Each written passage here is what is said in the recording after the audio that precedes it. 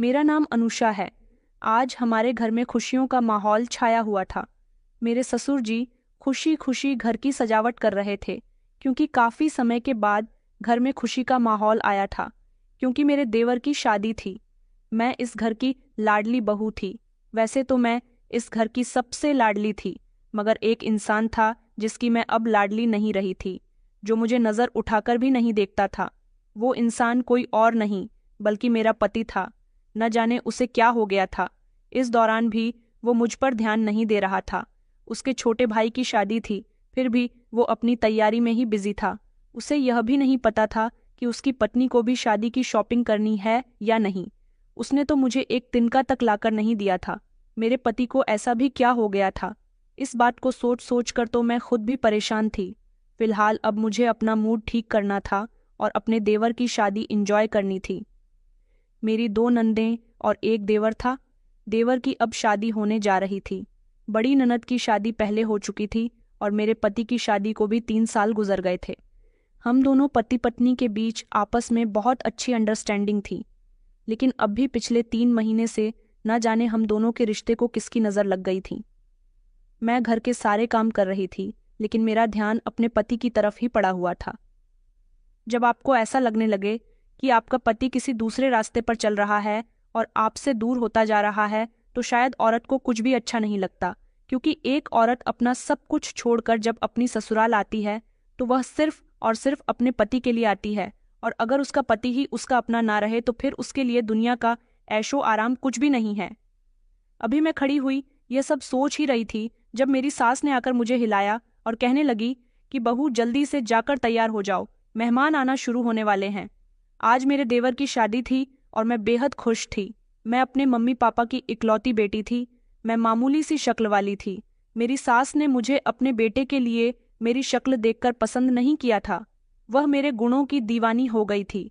उन्हें संस्कारी लड़की की जरूरत थी। वह चाहती थी कि उनके घर में कोई ऐसी लड़की बहू बनकर आए जो उनकी और उनके बेटे की सेवा करे, उनकी गृहस्थी को अच्छी तरह से संभाले। और जिस दिन से मैं इस घर में आई थी, इस घर की हर एक जिम्मेदारी को मैंने अपने जिम्मे ले लिया था। मेरे सारे ही घर वालों को मुझसे बहुत उम्मीद थी, और शादी के बाद जब मैं इस घर में आई तो मैंने उन सबकी उम्मीदों को पूरा कर दिया था। मुझे भी इस घर में सबने बहुत प्यार दिया था। 3 साल होने को आ गए थे, मगर मैं कभी भी किसी से ऊंची आवाज में बात नहीं करती थी। मैं एक संस्कारी लड़की की तरह अपने ससुराल में अपनी जिंदगी गुजार रही थी। मेरे ससुराल वाले मुझसे बहुत खुश रहते थे। सभी लोग मेरी बहुत तारीफ किया करते थे। अब बारी आई थी मेरे देवर की शादी की। मेरे देवर के लिए भी मेरी सास ऐसा ही रिश्ता तलाश कर रही थी। वह चाहती थी कि जैसे उनकी बड़ी बहू है, ऐसी ही उनकी छोटी बहू भी आए, जो घर को ससुराल नहीं बल्कि अपना घर समझकर यहाँ पर रहे।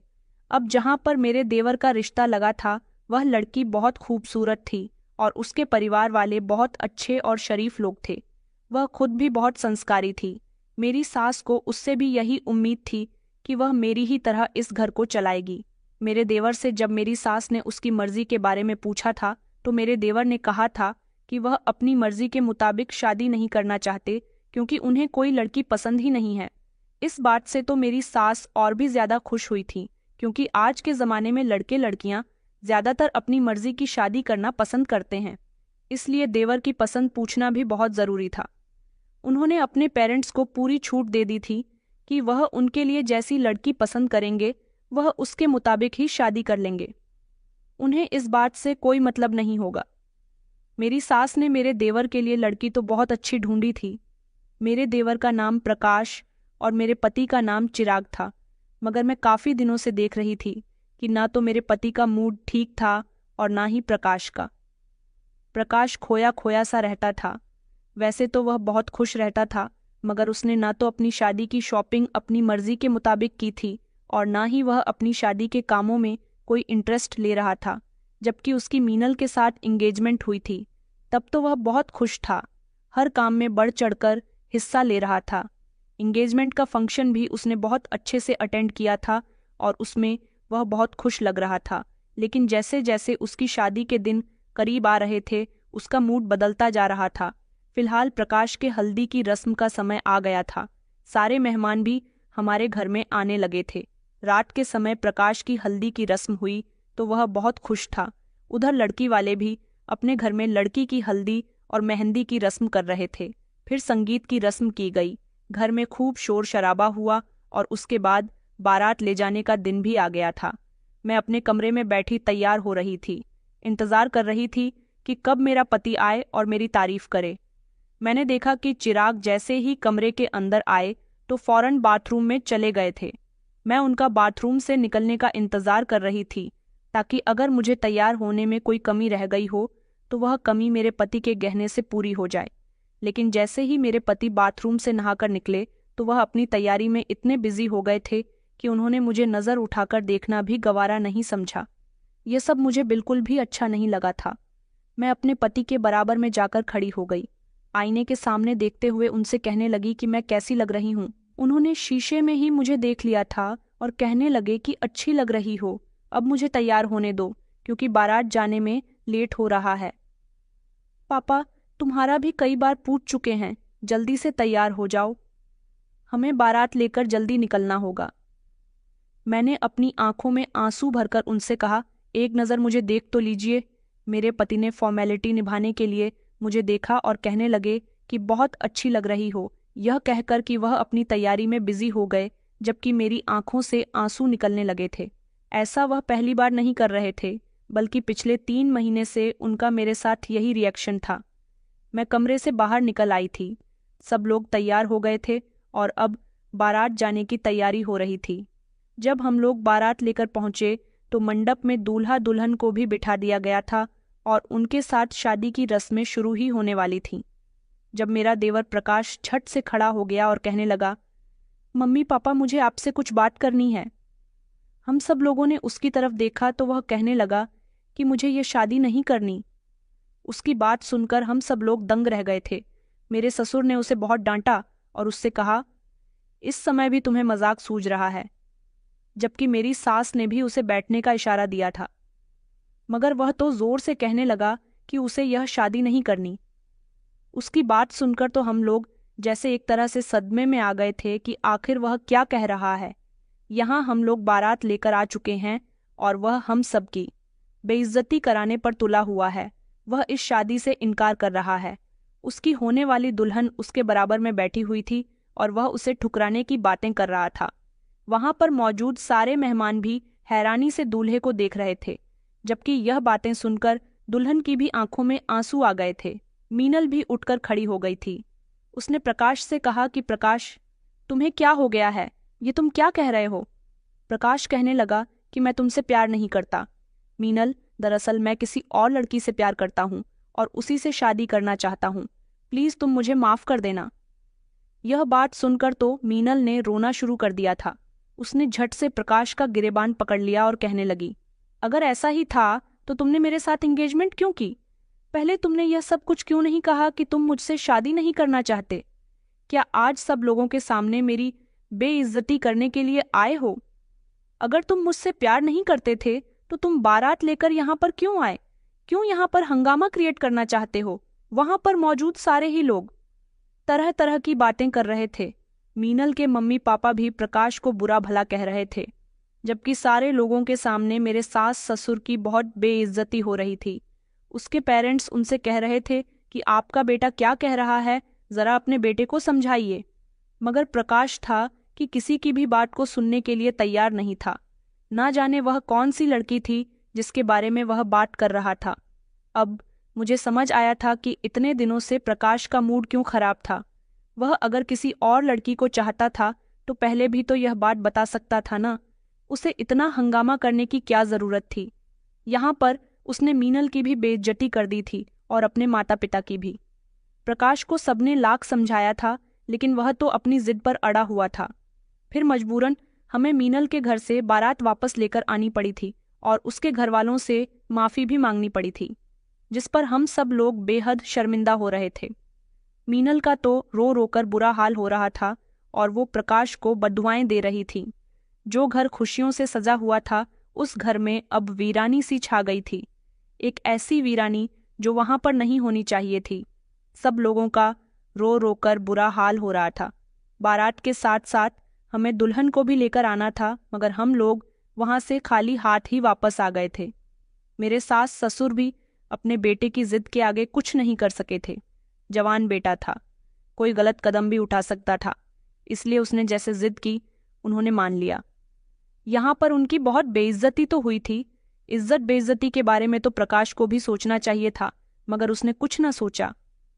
घर वाले जब सब घर आ गए तो बहुत हंगामा हुआ था। प्रकाश से सब लोग बार बार सवाल कर रहे थे कि आखिर वह कौन सी लड़की है जिससे तुम शादी करना चाहते हो और जिसकी वजह से तुमने आज यह सब कुछ किया। प्रकाश ने बताया कि उसकी एक दोस्त है भूमि, वह उससे शादी करना चाहता है। वह बेहद खूबसूरत है, अगर भूमि उसे ना मिली तो वह मर जाएगा और भूमि के बिना वह अधूरा है। अब यह भूमि कौन थी? पिछले 6 महीने पहले जब उसका रिश्ता तय हुआ था तब तो उसने किसी भूमि का जिक्र नहीं किया था, जबकि उससे पूछा भी गया था कि तुम्हें कोई लड़की पसंद हो तो बता दो, मगर उसने साफ इनकार कर दिया था।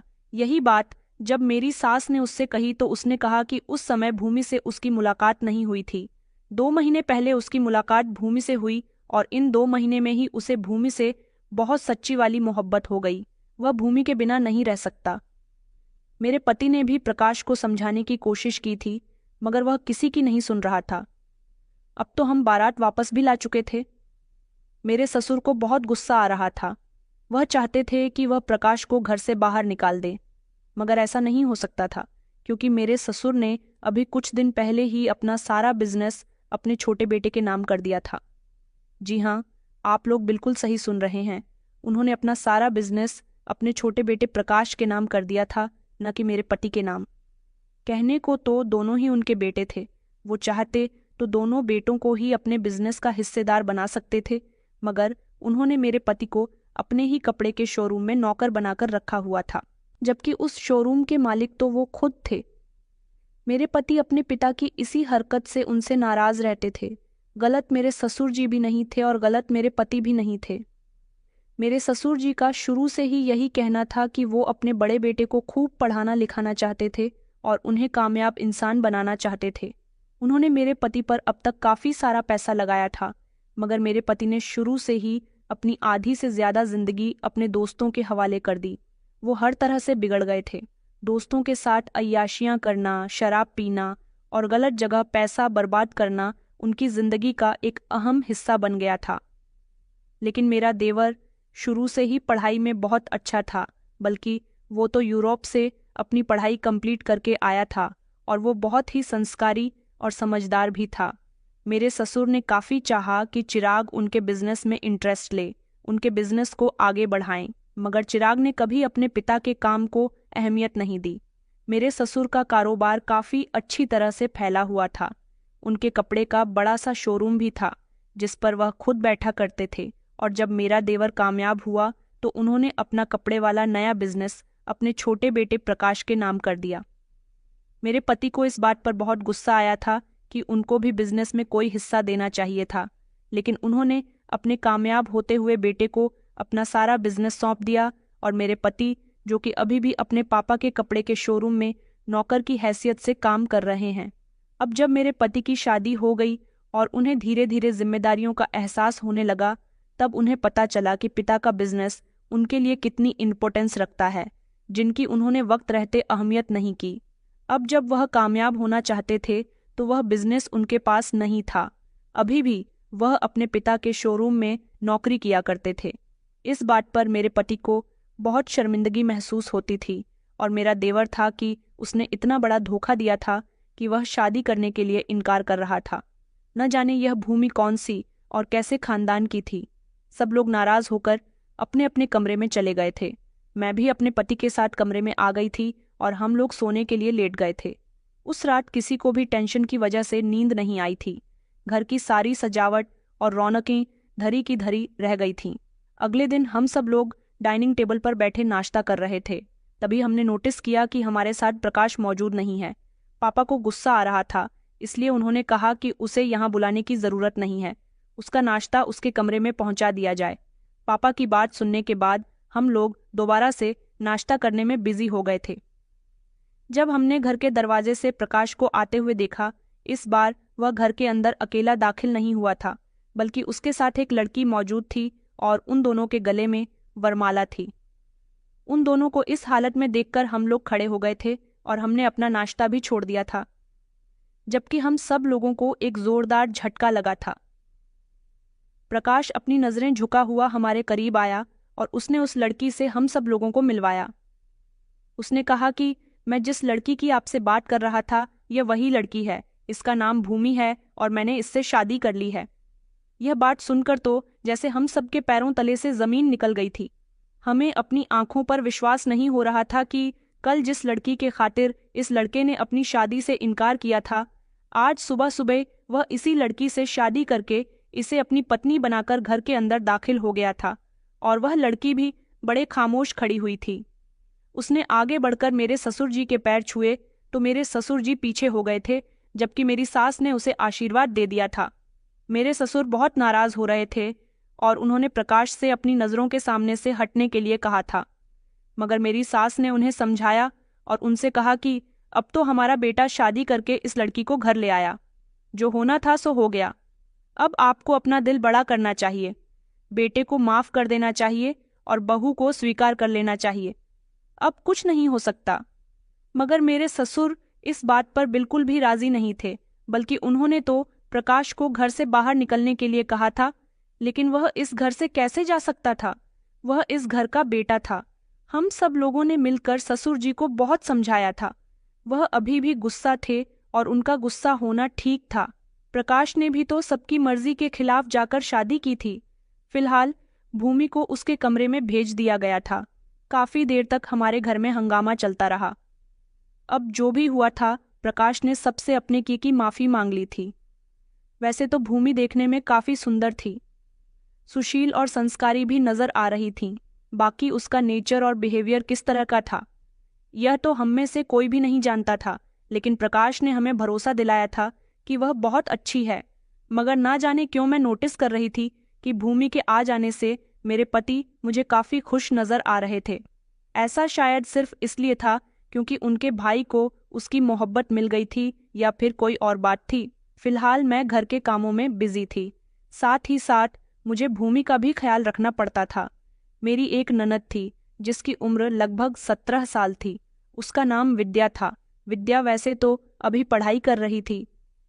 घर के कामों में उसे कोई इंटरेस्ट नहीं था, लेकिन कभी कभी वह एक दो काम किचन में जाकर कर लिया करती थी।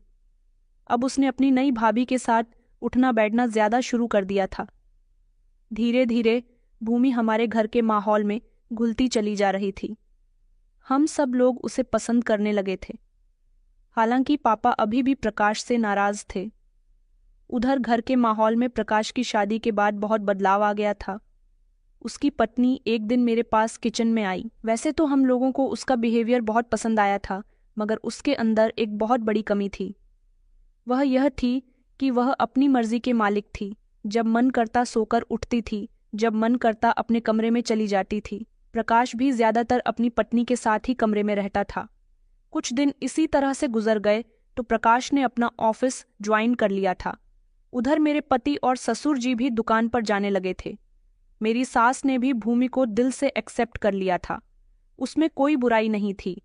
कुछ दिन गुजरे तो प्रकाश ने बताया कि उसे काम के सिलसिले में दूसरे शहर जाना है, वहां पर लगभग 2 दिन तक रहेगा, इसलिए उसकी पत्नी का ख्याल रखा जाए। मैंने उसे भरोसा दिलाया था कि भूमि का बहुत ख्याल रखा जाएगा, तुम आराम से चले जाओ। मेरा देवर जा चुका था। रात का टाइम हुआ तो मेरी सास ने मुझसे कहा कि बहू, तुम भूमि के कमरे में सो जाना, रात को वह बेचारी अकेली रहेगी। मगर भूमि ने इस बात से इनकार कर दिया। हालांकि मैं देख रही थी कि मेरे पति भी इस बात से इनकार कर रहे थे कि तुम अपने कमरे में ही सो जाओ, भूमि को अकेला रहने दो, भले यह उसका अपना घर है और प्रकाश का आना जाना तो कामकाज के लिए लगा ही रहेगा। ऐसे तुम कब तक उसके कमरे में सोती रहोगी? अब भूमि को भी इस बात से कोई दिक्कत नहीं थी, इसीलिए मैं अपने कमरे में आकर सो गई थी। रात के लगभग 3:30 बज रहे थे जब अचानक मेरी आंख खुल गई। मैंने देखा कि मेरे पति बिस्तर पर मौजूद नहीं है। मैं घबराई कि इस समय वह आखिर कहाँ चले गए। मैं अपने पति को कमरे के अंदर तलाश करने लगी, मगर वह मुझे कहीं नजर नहीं आए। तो फिर मैं कमरे से बाहर निकलकर उन्हें ढूंढने लगी। मैंने देखा कि अचानक मेरे पीछे चिराग खड़े हुए थे। मैं उन्हें देखकर घबरा गई। मैंने उनसे कहा कि आप कहाँ चले गए थे, तो वह कहने लगे कि नहीं, एक इम्पॉर्टेंट कॉल आई थी, उस पर बात करने के लिए गया था। कमरे में बात करता तो तुम्हारी नींद खराब हो जाती। मैंने कहा, मगर इतनी रात को कॉल? तो वह कहने लगे कि हाँ, एक कस्टमर की कॉल थी। सुबह तक उसे एक साड़ी चाहिए थी। मैंने उनकी बात पर यकीन कर लिया था, मगर जैसे ही मैं कमरे के अंदर आई, मेरी नज़र तकिए के पास रखे उनके मोबाइल पर पड़ी थी। यह मोबाइल मेरे पति का था, जबकि वह तो मेरे पीछे पीछे कमरे के अंदर दाखिल हो रहे थे। मैंने इस बात पर कुछ नहीं कहा था और मैं खामोशी से अपने बिस्तर पर जाकर लेट गई थी। सारी रात मुझे इसी टेंशन में नींद नहीं आई थी कि मेरे पति ने मुझसे झूठ क्यों बोला। आखिर वह कमरे से निकलकर रात के समय कहाँ गए थे? दिन निकला तो मेरे पति दुकान के लिए चले गए थे। सुबह के 11 बज रहे थे और मेरी देवरानी अभी तक सोई हुई थी। हमारे यहाँ सब लोग सुबह के 7 बजे तक जाग जाते थे, लेकिन मैंने अभी तक अपना रूटीन नहीं बदला था। मैं उसके कमरे में नाश्ता लेकर चली गई। मैंने उसे आवाज़ लगाई तो वह मेरी एक ही आवाज़ पर जाग गई थी। मैंने उससे कहा कि उठ जाओ और जल्दी से फ्रेश होकर नाश्ता कर लो। मेरी देवरानी बिस्तर से उतरकर मुझे थैंक यू भाभी कहती हुई बाथरूम की तरफ चली गई थी। मैं साइड टेबल पर नाश्ते की ट्रे रखकर कमरे से बाहर जाने के लिए कदम बढ़ा ही रही थी, जब अचानक मेरी नज़र ज़मीन पर पड़े हुए बटन पर पड़ी। मैंने उस बटन को उठाया तो यह देखकर मुझे बड़ी हैरानी हुई थी कि यह बटन तो मेरे पति के उस कुर्ते का बटन था जो उन्होंने रात पहने हुआ था।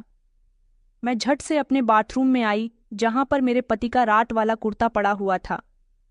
मैंने उस कुर्ते से बटन को मैच किया तो यह बटन इसी कुर्ते का था। इसका मतलब मेरे पति रात के समय भूमि के कमरे में गए थे। मुझे इस बात से बेहद अफसोस हुआ था और मेरा दिमाग न जाने क्या क्या सोचने पर मजबूर हो रहा था। आखिर रात के समय मेरे पति का भूमि के कमरे में जाने का क्या मतलब बनता था? फिलहाल मैंने इस बारे में किसी को कुछ नहीं बताया। दोपहर का टाइम था जब मैं किचन में खड़ी खाना बना रही थी। भूमि किचन में आई और मुझसे कहने लगी कि भाभी क्या बना रही हो। फिर मैंने उसे बताया कि अरहर की दाल, चावल और सब्जी बन रही है। मैंने उसे कहा कि तुम्हें क्या पसंद है, तो उसने मुझे बताया कि उसे गोभी के पराठे बहुत पसंद है। फिर मैंने बातों ही बातों में उससे उसके परिवार के बारे में पूछा। ना जाने क्यों इस सवाल पर वो थोड़ी कंफ्यूज हो गई थी। मैंने कहा, क्या हुआ, तुम इतनी सोच सोच कर मुझे जवाब क्यों दे रही हो? वो घबरा गई और कहने लगी कि दरअसल जब से मेरी प्रकाश के साथ शादी हुई है, मेरे माता पिता ने मुझसे सारे संबंध खत्म कर दिए हैं। मैंने कहा, जब यहाँ के सब लोगों ने तुम्हें एक्सेप्ट कर लिया तो तुम्हारे पेरेंट्स को भी अब सारी बातें खत्म कर देनी चाहिए। आखिरकार तुम अच्छे परिवार में आ गई हो। किसी गलत जगह तो तुमने शादी नहीं की है ना? तुम्हारे घर में कौन कौन है? इस बात पर उसने बताया कि उसके माता पिता हैं और 2 छोटी बहनें हैं। उसका कोई भाई भी नहीं है। उसी समय मेरी सास आ गई और फिर उन्होंने भूमि से कहा कि तुम भी घर के काम काज किया करो और अपनी जेठानी के साथ काम में हाथ बंटाया करो। मेरी देवरानी ने उनसे जी मम्मी जी कहा और वह मेरे साथ किचन में खाना बनाने लग गई थी, मगर उससे कोई भी काम नहीं आता था और वह हर काम मुझसे पूछ पूछ कर रही थी। शाम को जब मेरे पति घर आए थे, मैंने देखा कि वह बहुत खुश नजर आ रहे थे। मैंने कहा, क्या हुआ आजकल, आप बहुत ज्यादा खुश नजर आने लगे हैं। मैं यह बात अपने पति के करीब जाकर कह रही थी।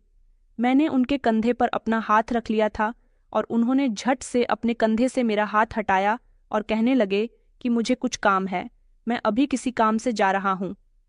यह कहकर वह कमरे से बाहर चले गए थे। मैं भी कमरे से बाहर निकल गई थी। फिर मुझे याद आया कि मैं तो छत पर कपड़े भूल आई हूँ। मैंने नौकरानी को देखा तो वह किचन में किसी काम में बिजी है, तो मैं खुद ही छत से कपड़े लेने के लिए चली गई थी। अभी शाम के लगभग 5 बज रहे थे और मैं छत पर जैसे ही गई तो मुझे लगा कि जैसे छत पर कोई है, मगर जब मैं छत के दूसरी साइड पर गई तो अचानक मेरे सामने मेरे पति आ गए। मैंने उनसे कहा कि आप यहाँ छत पर क्या कर रहे हो, जबकि आपने तो मुझसे कहा था कि आप किसी काम से जा रहे हो। मेरे पति कहने लगे कि हाँ, दरअसल वो मुझे छत पर ही पतंग उड़ाने थी, इसलिए मैं यहाँ आया था। तुम यहाँ किस लिए आई हो? मैंने कहा कि मैं तो कपड़े लेने के लिए आई हूँ। मेरे पति मुझसे कहने लगे कि चलो मैं तुम्हारी कपड़े लेने में मदद कर देता हूँ। मैंने कहा कि नहीं, आपको मदद करने की कोई ज़रूरत नहीं है। न जाने क्यों मुझे उस समय अपने पति का बिहेवियर बहुत बदला हुआ लग रहा था। मुझे ऐसा लग रहा था जैसे वह मुझे छत के किनारे की तरफ जाने नहीं देना चाहते, क्योंकि कपड़े उधर की तरफ ही फैले हुए थे और वह मुझे बार बार उधर जाने से रोक रहे थे। मैं इस बात को शायद समझ ना सकी थी। तभी मेरे पति ने मुझे उधर की साइड से सारे कपड़े खुद ही लाकर दे दिए थे और मुझे जाने के लिए कहा था।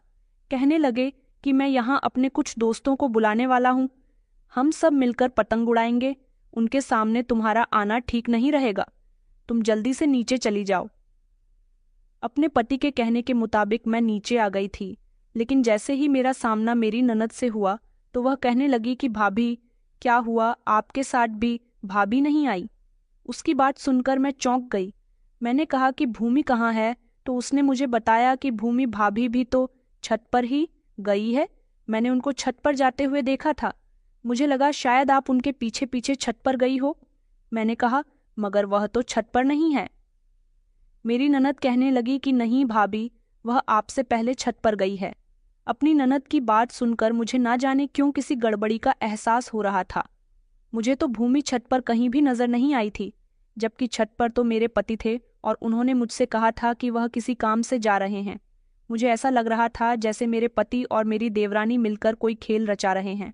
वैसे तो मुझे ऐसा नहीं सोचना चाहिए था, मगर मैं यह सब सोचने पर मजबूर हो रही थी, क्योंकि उस दिन मेरी देवरानी के कमरे में मेरे पति के कुर्ते का बटन मिलना और मेरे पति का मुझे एक कॉल को लेकर झूठ बोलना। यहाँ तक कि जिस दिन से मेरी देवरानी इस घर में आई थी, मेरे पति घर में बहुत ज्यादा रुकने लगे थे, वरना पहले तो वह ज्यादातर घर से बाहर ही रहते थे और मुझे वह पहले से ज्यादा खुश नजर आने लगे थे। मगर मेरा दिमाग यह सब सोच सोच कर बहुत घूम रहा था। मुझे चाहिए था कि अब मुझे अपनी देवरानी पर नजर रखनी थी और मैंने ऐसा ही करना शुरू कर दिया था। साथ ही साथ मैंने अपने पति पर भी नजर रखनी शुरू कर दी थी। आज की रात मैं सोई नहीं थी, बस करवट लेकर और आंखें बंद करके लेटी हुई थी। रात के लगभग 3 बजे का समय था जब मेरे पति धीरे धीरे बिस्तर से उठने लगे। न जाने वह कहाँ जा रहे थे। वह कमरे से उठे और कमरे से बाहर चले गए थे। मैं भी धीमे धीमे उठी और यह देखने कमरे से बाहर चली गई कि आखिर वह जाती कहाँ पर है। मैं कमरे से बाहर निकली तो मैंने अपने पति को अपनी देवरानी के कमरे के अंदर जाते हुए देखा, तो मुझे एक जोरदार झटका लगा था कि आखिर यह इस समय इसके कमरे में क्यों जा रहे हैं। मैं आगे बढ़ना चाहती थी और देखना चाहती थी कि आखिर यह दोनों कमरे के अंदर क्या करते हैं। मैं चाहती तो उन दोनों को उसी समय रंगे हाथों पकड़ सकती थी, मगर मैं ऐसा नहीं कर सकती थी क्योंकि मैं अपने पति से बहुत प्यार करती थी। पहले ही वह अपने घरवालों की नज़रों में काफ़ी गिर चुके थे। मैं उनको और नहीं गिराना चाहती थी, लेकिन गुस्सा तो मुझे अपनी देवरानी पर आ रहा था। मैं उल्टे पैर वापस अपने कमरे में आ गई थी और बहुत रोई थी। अब जैसे जैसे मैं अपने पति और अपनी देवरानी पर नज़र रखती, मुझे उनकी हकीकत के बारे में पता चलता जा रहा था। अब मुझे अपने पति के बिहेवियर के बदलाव का पता चला था। मुझे अपने देवर के घर आने का इंतज़ार था। मैंने सोचा था कि जब वह यहाँ आएंगे तो मैं उसे उसकी पत्नी के बारे में बता दूंगी कि वह अपने जेठ पर नज़र डाल रही है, ताकि इस तरह मेरा देवर अपना भी घर बचा सके और मेरा भी, क्योंकि यह काम समझदारी से और खामोशी से ही हो सकता था। तभी हम दोनों का घर बन सकता था। अगर घर में यह बात किसी को पता चल गई तो इस घर में न तो मेरे पति की इज्जत रहती और ना ही मेरी देवरानी की। अगले दिन मैंने अपने पति को किसी से फ़ोन पर बातें करते हुए सुना था। वह किसी से कह रहे थे कि अब की बार बहुत जल्द ही यह काम हो जाएगा और फिर हमारी लाइफ सेट हो जाएगी। यह तो मैं समझ नहीं पाई थी कि वह किससे बात कर रहे हैं, लेकिन एक बात थी जिसे सुनकर मैं परेशान हो गई थी। मेरे पति ने फ़ोन पर बात करने वाले इंसान से कहा था कि अब वह यहाँ कभी दोबारा वापस नहीं आना चाहिए, उसकी बहुत अच्छे से खातिरदारी करना, और हाँ, याद रखना कि जब मैं तुम्हें कॉल करूं तभी उसकी जान जानी चाहिए, क्योंकि अभी हम उसे कुछ दिन तक तड़पाना चाहते हैं। यह बात सुनकर तो मैं खुद पर काबू न रख सकी थी। आखिर मेरे पति किसकी जान जाने की बात कर रहे थे। जैसे ही मैं अपने पति के करीब गई तो मेरे पति ने चौंक कर मुझे देखा और उन्होंने घबराकर फ़ोन बंद कर दिया था। वह मुझसे कहने लगे कि तुम यहाँ पर क्या कर रही हो। मैंने कहा कि आप किससे बात कर रहे हो और किसकी जान जाने की बात हो रही है। मेरे पति कहने लगे कि नहीं नहीं, किसी की जान जाने की बात नहीं हो रही, बस मैं काम के सिलसिले में किसी से कुछ बात कर रहा था। तुम्हें तो इस समय किचन में होना चाहिए था। तुम तो जल्दी ही खाना बनाने में लग जाती हो। मैंने कहा, आप सही कह रहे हो। मैंने सोचा आज मैं आपकी पसंद का खाना बना लेती हूँ, इसलिए आपसे पूछने के लिए आई थी। मेरे पति ने कहा कि आज मैं बाहर खाना खाऊंगा। अपने दोस्तों के साथ तुम्हें परेशान होने की ज़रूरत नहीं है। मैंने अपने पति से कहा कि आखिर आपको हो क्या गया है कि इतना समय हो गया, आप ना तो मेरे पास बैठकर बातें करते हो और ना ही मुझे कहीं बाहर लेकर जाते हो। मेरे पति कहने लगे कि तुम्हें जो भी लगता है वह तुम्हारी गलत फहमी है। अब मैं काम में इतना बिजी रहता हूं तो तुम्हें कहीं ले जाने का और तुमसे बात करने का मेरे पास समय नहीं है। यह कहकर वह कमरे से निकल गए थे। मुझे अपनी देवरानी पर बेहद गुस्सा आ रहा था। मेरे पति पहले ऐसे नहीं थे। ना जाने क्यों मेरी देवरानी मेरा घर खराब करने पर तुली हुई थी। मेरा तो उससे बात करने का भी मन नहीं करता था।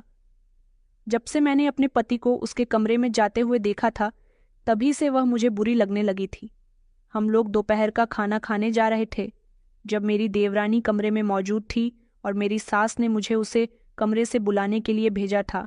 जब मैं उसके कमरे में गई तो मेरे कदम दरवाजे पर ही रुक गए थे, क्योंकि मेरी देवरानी किसी से फ़ोन पर बात कर रही थी और वह कह रही थी कि बस एक बार पैसे मेरे हाथ में आ जाए, उसके बाद तो मैं प्रकाश और चिराग दोनों को ही मज़ा चखा दूंगी और खुद फरार हो जाऊंगी। यह बात सुनकर मेरे पैरों तले से ज़मीन निकल गई थी कि आखिर वह ऐसा क्यों कह रही थी। उसका ऐसा कहने का क्या मतलब था। अब तो मैं साफ साफ समझ गई थी कि उसने मेरे पति को किसी चक्कर में फंसाया हुआ है, मगर वह उन दोनों को कैसा मज़ा चखाने की बात कर रही थी। अब तो मुझे कोई ना कोई एक्शन लेना ही था। मैं भूमि की तरफ से बहुत परेशान रहने लगी थी। उसके इरादे मुझे ठीक नहीं लग रहे थे। घर वालों को मैं उसकी हरकतों के बारे में किस तरह से बताती। अभी तो मुझे उसकी पूरी प्लानिंग और उसकी नीयत के बारे में कुछ नहीं पता था। मेरे पति और यह भूमि ना जाने क्या कर रहे थे। भूमि को मैं कुछ और बातें करते हुए सुन रही थी, जबकि मैंने चिराग को कुछ और बातें करते हुए सुना था। मगर सोचने वाली बात यह थी कि प्रकाश अभी तक घर वापस नहीं आया था, जबकि वह तो काम के सिलसिले में 2 दिन के लिए घर से बाहर गया था। अब की बार उसे काफ़ी दिन हो गए थे। हम लोग भी उसके लिए परेशान हो रहे थे। मम्मी ने बताया था कि वह उनकी कॉल भी रिसीव नहीं कर रहा। कल से उसे कॉल कर रही है, मगर उसका तो कुछ अता पता ही नहीं है। प्रकाश के दोस्तों से भी उसके बारे में पूछ लिया गया, मगर किसी को कुछ नहीं पता था। हमारे घर में इस बात से हंगामा हो गया था। भूमि का रो रो कर बुरा हाल हो गया था कि ना जाने प्रकाश कहाँ चला गया था। मेरे ससुर तो बहुत परेशान हो रहे थे, जबकि मेरे पति भी घर आ गए थे। सब लोग बस यही जानना चाहते थे कि आखिर प्रकाश घर पर क्यों नहीं आया और उसका फ़ोन नंबर क्यों नहीं लग रहा। सुबह से लेकर रात तक हम लोग बहुत परेशान रहे थे, क्योंकि जिस दिन प्रकाश को आना था उस दिन वह नहीं आया था और भूमि ने रोना शुरू कर दिया था। उसके रोने से मुझे ऐसा लग रहा था जैसे वह सब कुछ जानती है और सिर्फ नाटक कर रही है, मगर मुझे कुछ भी करके सच्चाई का पता लगाना था। मैंने अपने पति और भूमि पर कड़ी नज़र रखी हुई थी। मेरे ससुर ने वहां भी फ़ोन कर लिया था जहां पर मेरा देवर गया हुआ था। उन लोगों का कहना था कि प्रकाश वहां से सही टाइमिंग पर निकल गया था। वह यहाँ क्यों नहीं पहुंचा, ये बात वो लोग नहीं जानते। मेरे ससुर चाहते थे कि वह पुलिस में कंप्लेंट दर्ज करें, मगर मेरे पति ने उन्हें रोक दिया था कि अब हमें पुलिस को इस मामले में नहीं डालना चाहिए। अभी हमें 2-3 दिन और इंतज़ार कर लेना चाहिए। मगर अगला दिन निकला तो मेरे ससुर जी के नंबर पर एक नए नंबर से कॉल आई थी। मेरे ससुर जी ने जैसे ही उस कॉल को अटेंड किया तो कॉल पर बोलने वाले इंसान का कहना था कि प्रकाश उसके कब्जे में है और तुम लोगों को अपना बेटा अगर सही सलामत चाहिए तो मुझे 50 लाख रुपए देने होंगे। यह बात सुनकर तो हम सब लोगों के होश उड़ गए थे। मेरी सास का तो रो रो कर बुरा हाल हो रहा था। मेरी सास का कहना था कि घर में जितने भी जेवर रुपया पैसा रखा हुआ है सब देकर मेरे बेटे को छुड़ा लाओ। मुझे मेरा बेटा चाहिए। मेरे पति ने भी मेरे ससुर से यही कहा था कि हमें होशियारी दिखाने से बेहतर है कि पैसों का इंतजाम करके उसे किडनैपर को दे देने चाहिए, कहीं वह मेरे भाई को कुछ कर न दे। इस बात से हम सब लोग बहुत डर गए थे। मैंने देखा था कि इस दौरान मेरे पति और भूमि आंखों ही आंखों में एक दूसरे से कुछ इशारा कर रहे थे। किडनैपर ने मेरे ससुर को कॉल करके एक एड्रेस बताया था और कहा था कि पैसे बैग में करके वहां पर छोड़ देना और पुलिस को लाने की होशियारी मत दिखाना। अगर तुम्हारे साथ पुलिस आई तो तुम्हारे बेटे को जान से मार दिया जाएगा। मगर मैं हैरान इस बात पर थी कि अगर यह प्लानिंग इन दोनों ने मिलकर की थी तो फिर यह दोनों तो मेरी आंखों के सामने मौजूद थे। कॉल पर बात कौन कर रहा था, और अगर यही दोनों सब कुछ कर रहे थे तो ये लोग ये सब क्यों कर रहे थे? भूमि की तो मेरे देवर के साथ लव मैरिज हुई थी। मेरी कुछ समझ नहीं आ रहा था। ये गुत्थी तो सुलझने के बजाय और ज्यादा उलझती जा रही थी। अब सच क्या है यह जानने का समय आ गया था। मैंने भी अपने ससुर जी को बढ़ावा दिया था कि उन्हें पैसों का ही बंदोबस्त करना चाहिए और जैसा किडनैपर कह रहा है वैसा ही करना चाहिए। मेरे ससुर जी के लिए बेटे से बढ़कर कुछ भी नहीं था, इसीलिए उन्होंने पैसों का इंतजाम कर लिया था और जो एड्रेस किडनैपर ने बताया था वह इस एड्रेस पर पैसे रखने के लिए चले गए थे। घर में सब लोग ये सोच रहे थे कि आखिर हमारी दुश्मनी किससे हो सकती है, कौन यह काम कर सकता है। भले ही मेरे सास ससुर और मेरे पति इस बात से अनजान थे, मगर घर में क्या हो रहा था ये बात मैं अच्छी तरह से जानती थी। इसलिए मैंने भी एक जाल बिछाया था। इसके बारे में मैं अभी आप लोगों को नहीं बताऊंगी। अभी फिलहाल मेरी कड़ी नज़र मेरे पति और देवरानी पर थी, जबकि मैं अपने देवर की सलामती की प्रार्थनाएं कर रही थी। मेरे ससुर जी ने सारे पैसे एक बैग में डाल लिए और जब उस बैग को किडनैपर के बताए हुए एड्रेस पर छोड़ आए थे और फिर वहां से वह खामोशी से घर आ गए थे। किडनैपर्स ने उनसे कहा था कि पैसे देने के अगले ही दिन तुम्हारा बेटा सही सलामत घर वापस आ जाएगा। वह हमारे घर आता है या नहीं ये तो मैं नहीं जानती थी, लेकिन इतना जरूर जानती थी कि अब सारी सच्चाई खुलकर आने वाली है। कौन दोषी है कौन निर्दोष है सब जल्दी ही पता चल जाएगा, क्योंकि मैंने काम ही कुछ ऐसा किया था। मेरे ससुर घर आ चुके थे। हम सब लोग अफसोस में बैठे हुए थे। मेरे ससुर जी को घर आए हुए लगभग 1 घंटा गुजर गया था जब मेरे मोबाइल पर कॉल आई। इस कॉल का मुझे बेसब्री से इंतजार था। ये कॉल कहीं और से नहीं बल्कि पुलिस स्टेशन से आई थी। मैं फौरन ही अपने सास ससुर को पुलिस स्टेशन लेकर चली गई और वहां पर हम लोग जैसे ही पहुंचे तो सामने का नज़ारा देखकर हम सब की आंखें फटी की फटी रह गई थीं, क्योंकि पुलिस ने जिन अपराधियों को पकड़ा था वह अपराधी कोई और नहीं बल्कि मेरी देवरानी भूमि और मेरे पति चिराग थे। क्योंकि जिस समय मेरे ससुर जी किडनैपर को पैसे देने के लिए गए थे उस समय भूमि और मेरे पति घर में मौजूद नहीं थे। वह दोनों मेरे ससुर जी के वहां जाने के बाद घर के पीछे के दरवाजे से अपनी मंजिल पर पहुंच गए थे। मेरी सास और घर के पास ही सब लोग रोने धोने में लग रहे थे, इसलिए किसी ने उन पर ज्यादा ध्यान नहीं दिया था कि वो दोनों उस समय घर से गायब हैं और इन लोगों ने ही मेरे देवर का किडनैप किया था। पुलिस के सामने उन लोगों ने हमें सारी सच्चाई बता दी थी।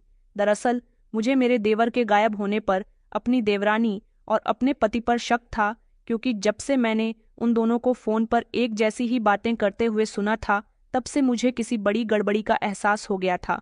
और जब मेरा देवर गायब हुआ तो इस बात का पक्का यकीन हो गया था कि इस काम में जरूर ये दोनों शामिल हैं।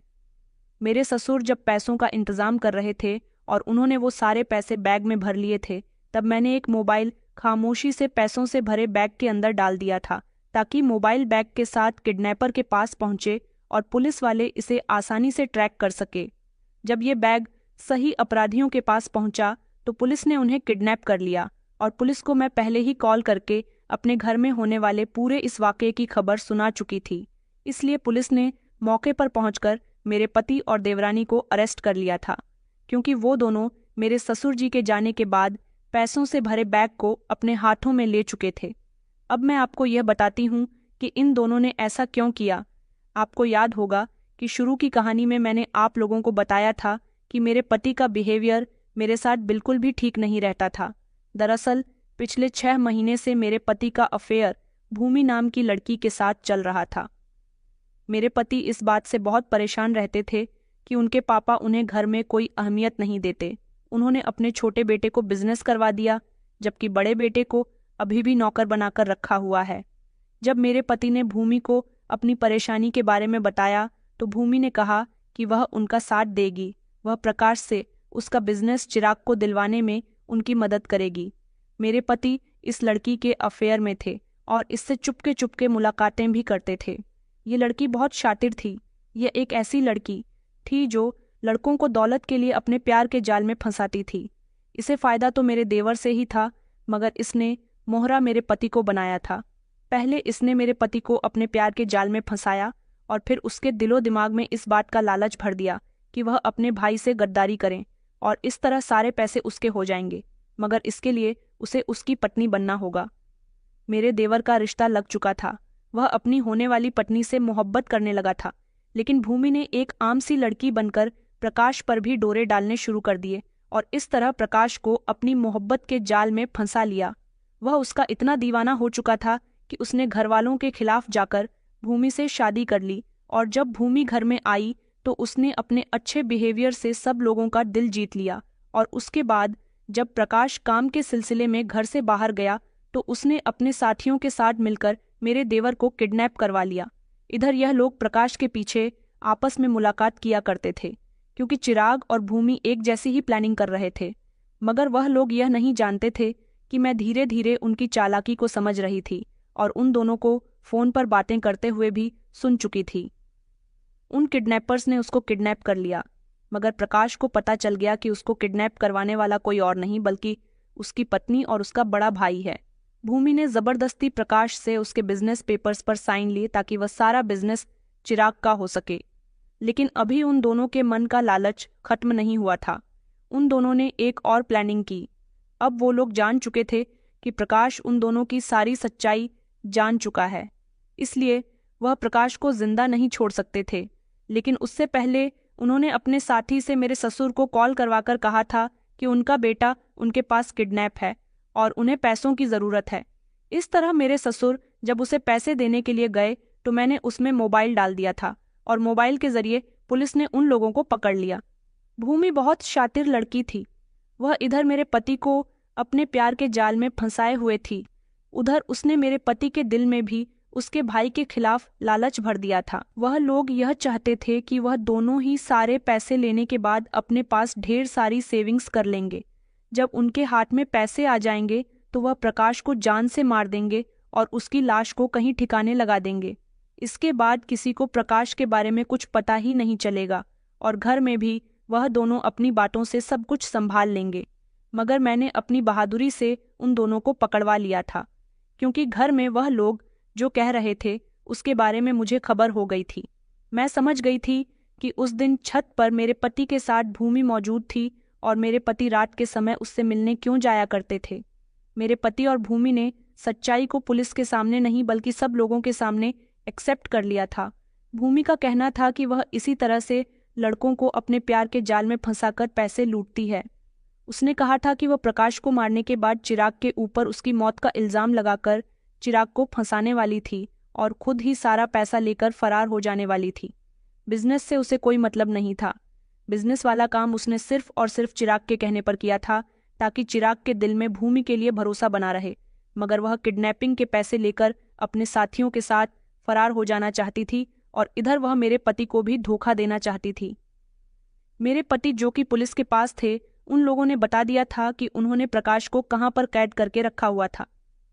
हमारे ही शहर में एक छोटा सा फ्लैट था जहां पर उन दोनों ने प्रकाश को कैद करके रखा हुआ था। प्रकाश बहुत गंभीर हालत में वहां से मिला था। भूमि के साथ जितने भी साथी थे उन सबको भी अरेस्ट कर लिया गया था और उन सब ने भी अपने अपने बयान दे दिए थे। प्रकाश को अस्पताल में एडमिट कराया गया था क्योंकि पेपर्स पर साइन करने के बाद प्रकाश के साथ मारपीट की गई थी। होश में आने के बाद प्रकाश ने सारी बात बता दी थी और इस तरह मेरे पति और मेरी देवरानी को जेल हो गई थी। मेरे सास ससुर ने मुझे बहुत प्यार किया और उन्होंने कहा कि आज तुम्हारी वजह से प्रकाश की जान बच चुकी है, जबकि उन्होंने अपने बेटे को बुरा भला कहा था जिसने अपने ही छोटे भाई के साथ ऐसा किया। प्रकाश तो बच गया था, मगर मेरा सुहाग जेल की सलाखों के पीछे चला गया था। मैं क्या करती? एक ऐसा इंसान जो दूसरी औरत की मोहब्बत में पड़ गया था, यहाँ तक कि उसकी आंखों पर लालच की पट्टी बंध गई थी। लालच की आड़ में उसे कुछ भी दिखाई नहीं दे रहा था। आज वही सब कुछ कर रहा था, कल को कुछ और भी कर सकता था, इसलिए उसे रोकना बहुत ज़रूरी था। मेरे पति ने मुझसे रो रो कर माफ़ी मांगी थी, मगर मैंने अपने पति को माफ़ नहीं किया क्योंकि वह मेरे साथ भी बेवफाई कर रहा था। मैंने कभी उस पर इल्ज़ाम नहीं लगाया कभी भी उसे किसी बात के लिए रोका टोका नहीं, मगर उसने मेरी वफा का अच्छा सिला नहीं दिया। उसे यह सज़ा ज़रूर मिलनी चाहिए थी। उधर मेरे देवर को भी बहुत अफसोस था कि उसने एक शरीफ लड़की को ठुकरा कर भूमि जैसी लड़की से अपने माता पिता के खिलाफ जाकर शादी की थी। शायद इसीलिए उसके साथ यह सब कुछ हुआ। फिलहाल जो होता है अच्छे के लिए ही होता है। हम दोनों का घर उजड़ चुका था, शायद यह अच्छे के लिए ही हुआ था। आप लोग मुझे बताइए कि मैंने अपने पति के साथ ठीक किया या नहीं। तो दोस्तों, उम्मीद करती हूँ आपको हमारी कहानी पसंद आई होगी। कहानी पसंद आई है तो वीडियो को लाइक करें, चैनल पर नए हैं तो चैनल को सब्सक्राइब करें और ताकि अगली अपडेट सबसे पहले आपको मिले। धन्यवाद।